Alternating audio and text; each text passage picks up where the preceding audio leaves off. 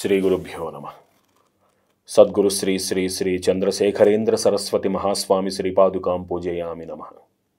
శ్రీమాతృభ్యో నమ. శ్రీ పితృభ్యో నమ. శ్రీ గురుభ్యో నమ. నమో బ్రహ్మాదిభ్యో శ్రీ గురుభ్యో నమ. గురు కృపాహి కేవలం. వైబ్రెంట్ భక్తి ప్రేక్షకులకి దైవం మానుష రూపేణ శీక్షకుకు స్వాగతం పలుకుతూ కంచికామకోటి పీఠానికి 68వ పీఠాధిపతిగా భాసిల్లినటువంటి సద్గురు శ్రీ శ్రీ శ్రీ చంద్రశేఖరేంద్ర సరస్వతి మహాస్వామి వారి యొక్క దివ్య లీలలలో భాగంగా నీలంరాజు వెంకటశేషయ్య గారు ఎవరైతే ఆంధ్రప్రభ పత్రికకు వారు ఇది పనిచేశారో, తాను పనిచేసేటువంటి సమయంలో స్వామివారి యొక్క లీలలను వారు చక్కగా ప్రచురించడం జరిగింది. వారు జగద్గురు బోధలన్నిటినీ కూడా వారు ఆంధ్రప్రభ పత్రికలో ప్రచురించడం జరిగింది. వారు తమ యొక్క కొన్ని అనుభవాలని, విశేష అనుభవాలని పుస్తక రూపంలో పంచుకోవడం జరిగింది. వారి అనుభవాలను కొన్ని మనం కూడా వినడం, తెలుసుకోవడం వలన ఆస్తికతకు అర్థం ఏర్పడుతుంది. భక్తి రెండు రకాలుగా ఉంటుంది. ఒకటి కోరికకు అనుసంధానమై ఉంటుంది, ఒకటి మార్గదర్శనంతో నడిచేటువంటిది అయి ఉంటుంది. నా కోరిక తీరింది కాబట్టి, వీరు మంచివారు కాబట్టి వీరి దగ్గరకు నేను వెళతాను అనుకునేటువంటి భక్తులు ఒకడు ఉంటాడు. ఒక కోరిక ఇతని దగ్గర తీరకపోతే వెంటనే మళ్ళీ ఇంకొక గురువు దగ్గరికి వెళ్ళి, ఈ గురువు కన్నా ఈ గురువు గొప్పవాడుగా ఉన్నాడే, నా కోరిక తీరుస్తున్నాడే అనుకుంటాడు. అతను వెనకాల పడి తిరుగుతాడు. రెండో విధమైన భక్తి ఉంటుంది. ఏదైనా కానివ్వండి, నమ్మింది ఒక దైవాన్ని, వారి మార్గదర్శకత్వంలో వెళ్ళాలి అంతే. ఆ క్షణానికి నేను అనుకున్నది జరగకపోవచ్చు, దాని ఆంతర్యము భగవంతుడు నాకు జరిపించకపోవటం కాదది. అది జరగకపోవటం వలన నాకు ఏ మంచి ఉన్నదో నాకు తెలియదు. ఎందుకంటే మానవ మాతృని నేను చూసేటువంటి నా దృష్టి, నా మేధ మానవ మేధతో సరి. గురువులు, అనుష్ఠానపరులు, మహనీయులు, నిరంతర తపస్సులో జీవించేటువంటి మహనీయులు, యతీంద్రులు, వారి యొక్క దృష్టి మన యొక్క మంచి కోసము, క్షేమము కోసము, ఆ పరిస్థితిని అనుసరించి వారు మనకి ఇచ్చేటువంటి ఆ మార్గదర్శకత్వము, అవి మన యొక్క శ్రేయోభిలాషులుగా, మన యొక్క ఉన్నతి కోసం పాటుపడేటువంటి మహనీయులుగా వారు మనకి అందించేటువంటి మార్గదర్శకత్వం. ఇది అర్థం చేసుకోవాలి అంటే దైవం ఉనికి కోరికకు మునిపెట్టేది కాదు అన్నటువంటి నిజాన్ని గ్రహించాలి. కోరిక అనేది ప్రతి మనిషికి ఉంటుంది. కోరిక లేనటువంటి మనిషి ఎందుకు ఉంటాడు? చాలామంది అబ్బాయి నాకు ఏ కోరికలు లేవండి అని అంటూనే వెనకాల చేయాల్సినటువంటివన్నీ చేస్తూనే ఉంటారు వాళ్ళు. అలాంటి వాళ్ళని మనం సమాజంలో చాలామందిని చూస్తూ ఉంటాం. మనం కోరిక అనేటువంటిది రెండు రూపాలుగా ఉంటుంది. ఒకసారి జాగ్రత్తగా గమనిస్తే ధర్మార్థ కామ మోక్షాలలో కామం ఉన్నది. అరిషడ్వర్గాలు అయినటువంటి కామక్రోధ లోభ మోహ మదమాత్సర్యాలలో కూడా కామం ఉన్నది. తేడా ఏమిటి అంటే ధర్మాన్ని ఆచరించటం వలన జనించేటువంటి కామము మోక్షానికి దారితీస్తూ ఉంటే, ఇలా ప్రగల్భాలతోటి మాటలు మాట్లాడుతూ నిర్హేతుకమైనటువంటి జీవన విధానంలో దైవం ఉనికిని తమ యొక్క కోరికకు అనుసంధానం చేసుకుని క్షణానికో ఆలోచనతోటి ఒక పరిపుష్టి కలిగినటువంటి ఆలోచన సరళి లేక ఎదుటివారి బాధలో ఆనందాన్ని వెతుక్కుంటూ సమాజ బాధ్యతలను స్వీకరించినటువంటి కొంతమంది వ్యక్తులలో పుట్టేటువంటి కామము వలన ఏం జరుగుతుంది అంటే ఆ కోరిక ఈ అరిషడ్వర్గాలకి దారితీస్తుంది. ఇది సమాజ చిత్రమే. ఇది ఎవరికో వ్యక్తిగతంగా మనమే ఆపాదించుకోక్కర్లేదు. ఇలా సాధన చేస్తూ ఆ సాధన ద్వారా మోక్షానికి అడుగులు వేసేటువంటి పరమాచార్య స్వామి వారి అంటి మహనీయులు, యతీంద్రులు ఎందరో మన కళ్ళ ముందు కనపడుతున్నారు.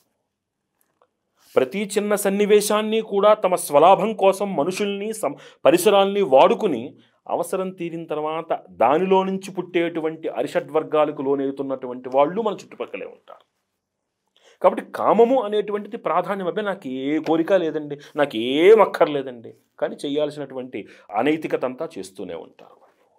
ఇది మానవ జీవితం యొక్క ఈ చక్రం, ఇది కలియుగ ప్రభావం.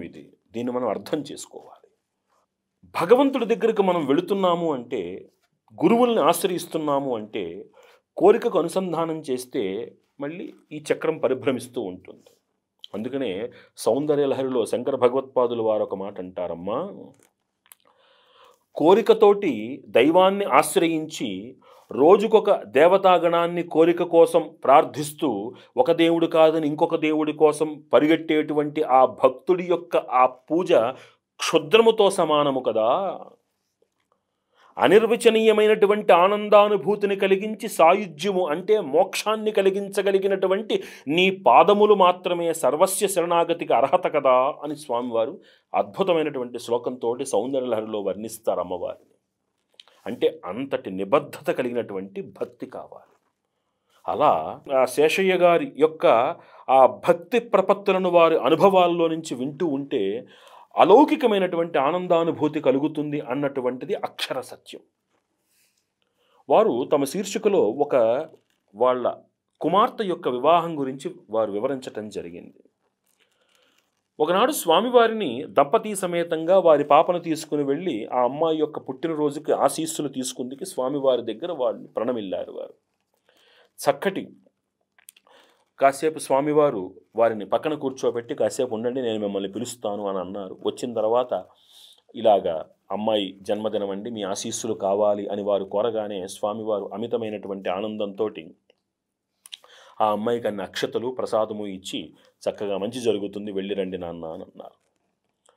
అదైన పిమ్మట ఆ అమ్మాయి విజయవాడలో చదువుకునేటువంటి రోజుల్లో ఆ కాలేజీకి ఈ వేసంగి సెలవులు అవి ఇవ్వడం వలనను ప్రతిరోజు ఆ అమ్మాయి వెళ్ళి స్వామివారి సన్నిధిలో కూర్చుని చంద్రమౌళేశ్వర స్వామి వారి యొక్క ఆరాధన అంతా చూసి ప్రసాదం తీసుకుని ఇంటికి వెళుతూ ఉండేది.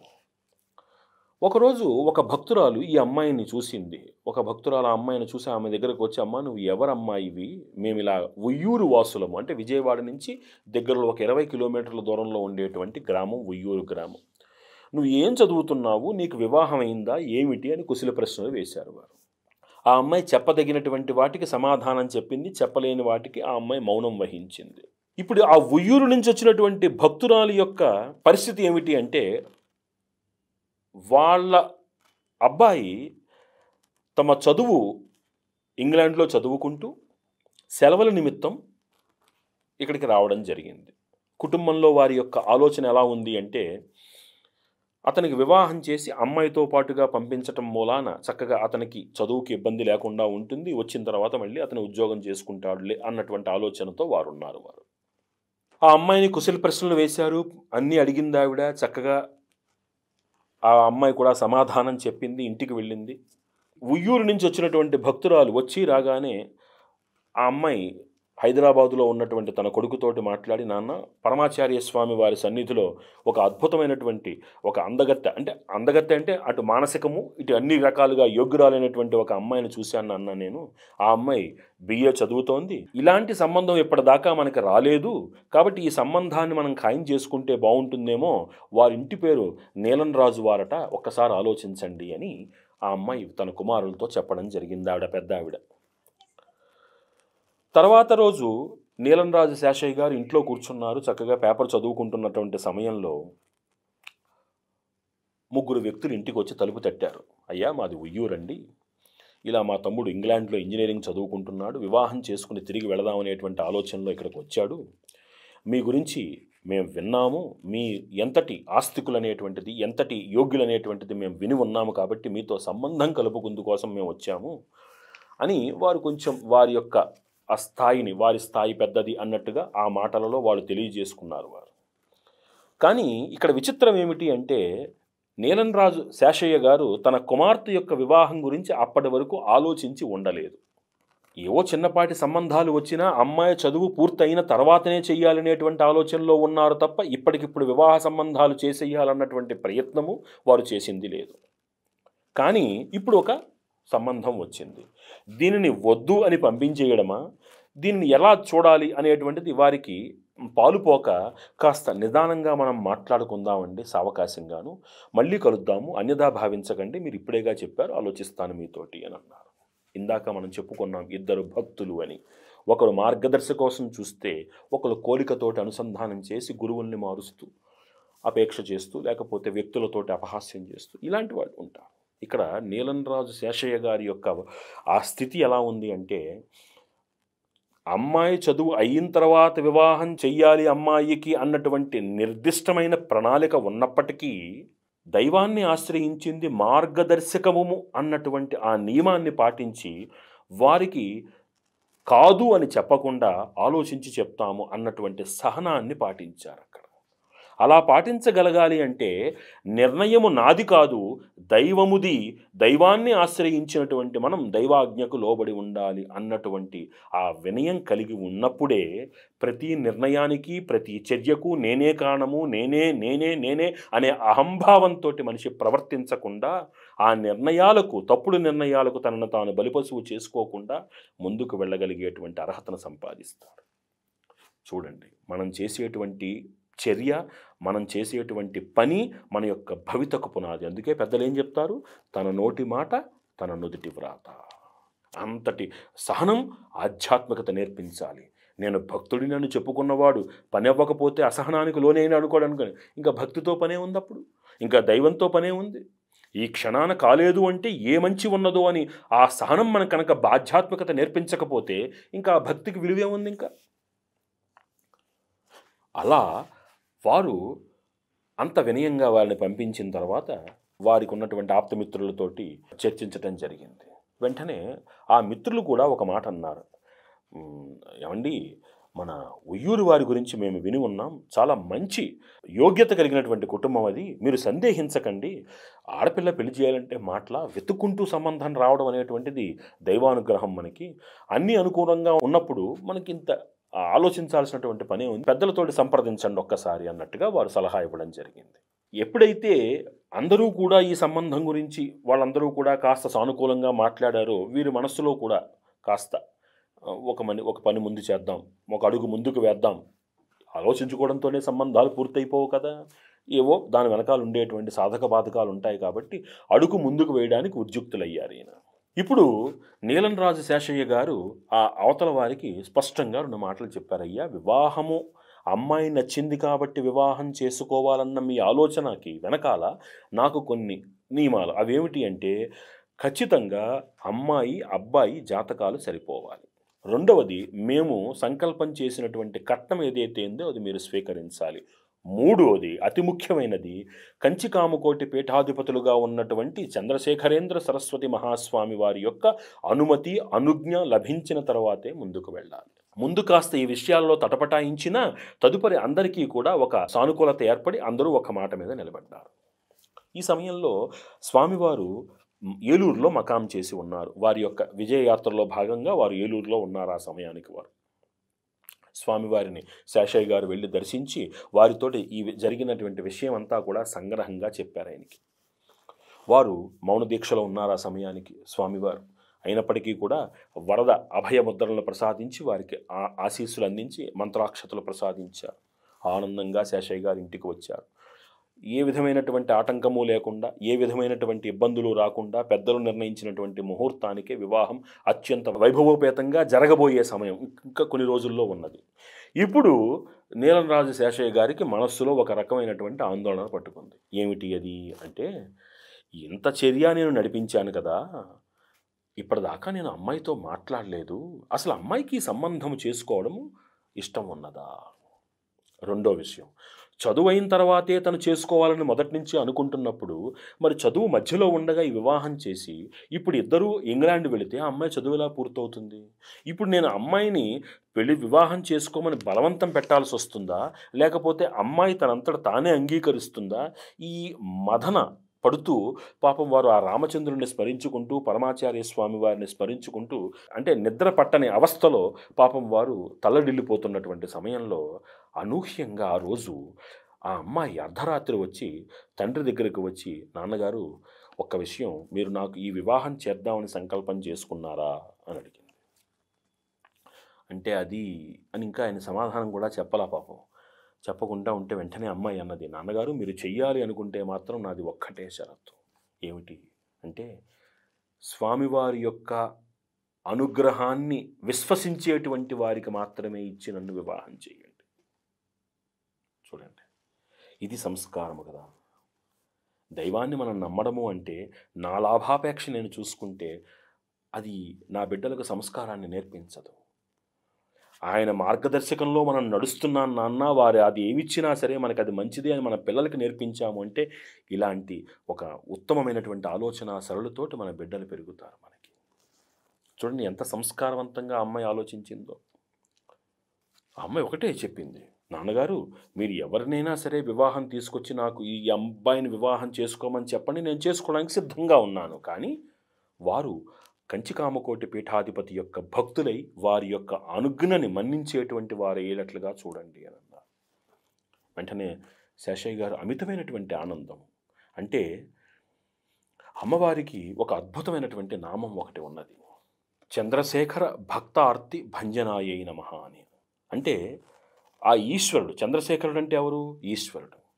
ఆ భక్తులకి, అంటే ఆయన భక్తులకి ఏదైనా ఒక ఆర్తి కలిగిందంటే ఆ ఆర్తిని తొలగించగలిగినటువంటి సమర్థురాలు ఎవరు?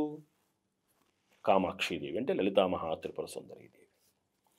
ఇక్కడ చంద్రశేఖరేంద్ర సరస్వతి మహాస్వామి వారి యొక్క భక్తుల యొక్క ఆర్తిని కూడా తొలగించగలిగినటువంటి సమర్థత అమ్మవారికి ఉన్నది అని ఒక విధంగా ఆలోచిస్తే, నడయాడే కామాక్షి స్వరూపముగా కొలవబడినటువంటి సాక్షాత్ నడిచే దైవము చంద్రశేఖరేంద్ర సరస్వతి మహాస్వామి వారే కామాక్షి స్వరూపులుగా ఆ ఈశ్వరుడి యొక్క భక్తులకు కలిగిన ఆర్తిని తొలగించగలిగిన సమర్థునిగా వారు అలా నిలబడ్డారు అని చెప్పడానికి ఎట్టి సంశయము అక్కర్లేదన్నదానికి ప్రమాణంగా కొంచెం సేపటి ముందు తన మనస్సులో కలిగిన వేదన, ఆర్తి ఆయన మనస్సుకు తెలిసింది. మరుక్షణం అమ్మాయి వచ్చింది, సమస్యకు పరిష్కారం వచ్చింది, వివాహం అత్యంత వైభవోపేతంగా గురువుల యొక్క అనుజ్ఞతో ఆశీస్సులతో జరిగింది. ఇది దైవం యొక్క ఉనికి, వారి మార్గదర్శకత్వాన్ని నమ్మి అడుగు వేసేటువంటి భక్తుల యొక్క ఆనందం. అన్నీ నేనే, అంతా నేనే, నాకు తెలియందేముంది, నేను అంతటి వారిని, నేను ఇంతటి దాన్ని, నేను అంతటి భక్తుడిని, నాకు అసలు ఇవేమీ ఉండవు అవేమీ ఉండవు అని ప్రగల్భాలు పలికేటువంటి, అనైతికతతో జీవించేటువంటి వారికి కలగనటువంటి అనుభూతులు ఇలాంటి మార్గదర్శకత్వంలో మాత్రమే జీవించేటువంటి వారికి ఎందుకు కలుగుతాయి అంటే, మార్గదర్శకత్వంలో గురువుల నీడ లభిస్తుంది. గురువుల నీడ లభిస్తుంది. గురువుల నీడ ఉంటే మనిషికి భయం ఉండదు, ఆ మనిషికి అపజయం ఎరుగడు. ఇది నిజం. జాగ్రత్తగా గమనించాలి, స్పృహ కలిగి మెలగాలి. ఇక్కడ అయిన తర్వాత స్వామివారి దగ్గరికి మళ్ళీ, అంటే మరి వివాహం అయింది, స్వామివారి ఆశీస్సులు తీసుకోవాలి కదా. మరి అప్పుడు ఆ స్వామివారు పశ్చిమ గోదావరి జిల్లాలో ఉన్నటువంటి క్షణముక్తేశ్వరం అనేటువంటి ఆ గ్రామంలో బస చేస్తున్నారని తెలిసి అక్కడికి ఈ దంపతుల్ని తీసుకుని వెళ్ళి వారికి ఆశీస్సులు అందింపజేశారు. వారిద్దరిని కూడా ఆశీర్వదించి వారిని పంపించారు. అయితే ఇక్కడ విచిత్రం ఏమిటి అంటే, గురువు యొక్క అనుగ్రహం ఎంత గొప్పది అంటే, ఆ పిల్ల భర్త ఇంగ్లాండ్లో చదువుకుంటున్నటువంటి వ్యక్తి అక్కడికి వెళ్ళిన తర్వాత అక్కడ ఉన్నటువంటి ఆ సాంగత్య పరిసరాలను అనుసరించి తాను చిన్నప్పుడు ఉపనయనం అయిన తర్వాత నేర్చుకున్నటువంటి ఆ సంధ్యావందనాన్ని కూడా విడిచిపెట్టి అక్కడ ఉన్నటువంటి ఆ దేశ శైలిలో అతని జీవితాన్ని సాగిస్తున్నాడు. అతను చంద్రశేఖరేంద్ర సరస్వతి మహాస్వామి వారు నడిచే కామాక్షీదేవి సాక్షాత్తు ఆ దైవస్వరూపులైనటువంటి ఆ యతీంద్రుని యొక్క అనుగ్రహంతో ఆ మహనీయుడు ఇచ్చినటువంటి ఆశీస్సుల యొక్క ఫలితముగా ఆ క్షణం నుంచి ఇంగ్లాండులో ఉన్నప్పటికీ కూడా త్రికాల సంధ్యావందనం చేస్తూ, జాగ్రత్తగా గుర్తుపెట్టుకోండి, త్రికాల సంధ్యావందనం చేస్తూ తన జీవన శైలిని మార్చుకుని అంతటి ఆధ్యాత్మికతతో జీవిస్తున్నటువంటి ఆ వ్యక్తిని గురువు అనుగ్రహం ఎలా కాపాడింది అంటే, ఎక్కడైతే అతను విద్య పూర్తి చేశాడో వాళ్లే అతన్ని ఇండియాకి పిలిపించుకుని తమ యొక్క కంపెనీలోనే ఉన్నతమైనటువంటి పదవిని అతనికి అందించి, అతను దిగ్విజయంగా పనిచేసుకునేటువంటి నేపథ్యంలో కూడా ఎక్కడ అహంభావానికి లోను కాకుండా త్రికాల సంధ్యలతోటి నిత్యాగ్నిహోత్రంతో తన జీవితాన్ని పావనం చేసుకుని ఒక ఉత్తమమైనటువంటి శిష్యుడిగా పరమాచార్య స్వామి వారికి ఆయన మార్గదర్శకంలో అతను జీవించటం జరిగింది. మనం ఆలోచించాల్సినటువంటి విషయం ఏమిటి అంటే, గురువుల యొక్క మార్గదర్శకత్వాన్ని అనుసరించి ఆశించి మనం ఎప్పుడైతే అడుగులు ముందుకు వేస్తామో తెలియకుండా జీవితంలో ఉత్తమమైనటువంటి మార్పులు వస్తాయి. వారు నడిపించిన దారిలో ఎప్పుడైతే నడుస్తామో సవ్యాపసవ్య మార్గస్థ సర్వాపద్వి నివారిణి అని అన్నటువంటి అమ్మవారి యొక్క మహత్తరమైనటువంటి ఆ మహాత్మ్యము గురు అనుగ్రహంగా మనల్ని కాపాడుతుంది అని అర్థం చేసుకోగలుగుతాం. కాబట్టి ఎదుటివారి అనైతికతతోటి ఆ జీవితాన్ని మనం అర్ధరహితంగా జీవించటం కంటే నైతికతతోటి నిరంతరము కూడా గురుపాద పద్మములకు సర్వస్వ శరణాగతితో జీవించటం అనేటువంటిది ఉత్తమమైన జీవన శైలి అని అర్థం చేసుకుంటూ సర్వం శ్రీ లలితా మహాత్రిపుర సుందరీ దేవి దివ్య పాదార విందార్పణమస్తు.